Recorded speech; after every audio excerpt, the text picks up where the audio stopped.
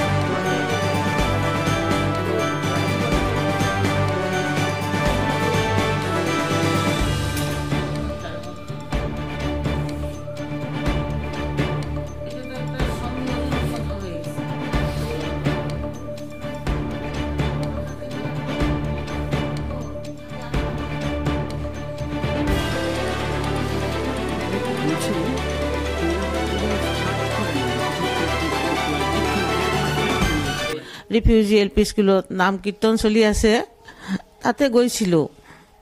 এই সন্ধিয়া 7টাত আৰম্ভ হয়, তাতে মই নাম কৰিব গৈছিলোঁ।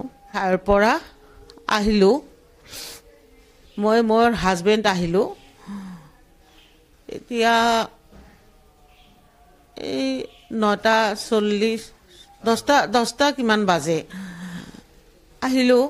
আৰু পিছত গেটখনত তলা লগা আছিলে, তলাটো খুলি ভিতৰত সোমালোঁ।